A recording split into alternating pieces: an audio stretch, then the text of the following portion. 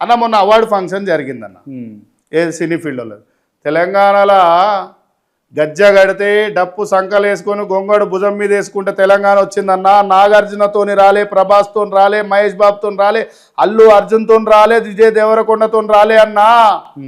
తెలంగాణ సంకల డప్పు గద్దార్ అవార్డులు ఎవరికి ఇవ్వాలన్నా? బొబ్బిలి సురేష్ చాలా కష్టపడ్డాడు, మెట్టుపల్లి సురేందర్, ఓకే గిద్ద రామనార్సు, ఓకే మన పోతే జయరాజన్న, ఇట్లా చెప్పుకుంటూ పోతే వందలాది మంది ఉన్నారు. బెల్లి లలితక్క కుటుంబానికి ఏమైందన్న?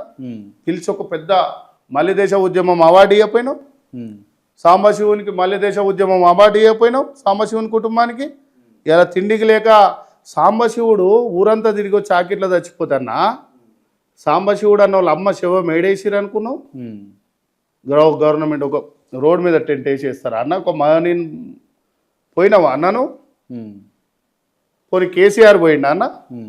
కిషన్ రెడ్డి అన్న పోయిండా అన్న? ఎందుకు పోలేదన్న? ఇలా మా రోజు వీరన్న ఎందుకు చనిపోయిండన్న? ఇలా గూడూరులో కంచాయిలే ఎందుకు చనిపోయిండన్న? తొర్రూరులో గండైలే గౌడ్ ఎందుకు చనిపోయిండన్న? ఎర్ర సత్యమన్న ఎందుకు చనిపోయిండన్న?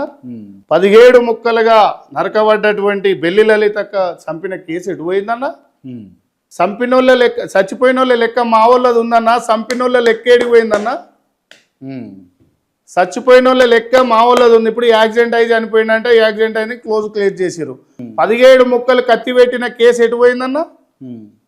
మా రోజు వీరన్నను తీసుకుపోయి చంపిన కేసు ఎటు పోయిందన్న?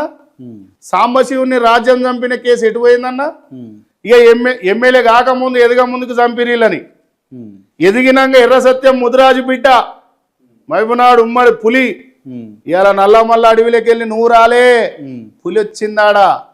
SK Madhav Reddy head constable చంపిండు, అది మాధవ్ రెడ్డి హెడ్ కానిస్టేబుల్ చంపిండు ఎర్ర సత్యమని.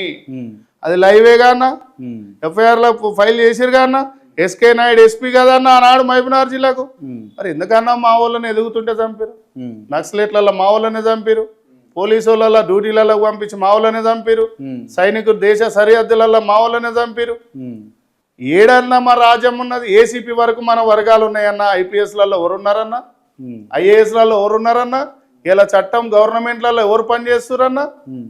మా వాళ్ళకి ఎట్లాగో మాకు సిగ్గురాదు కానీ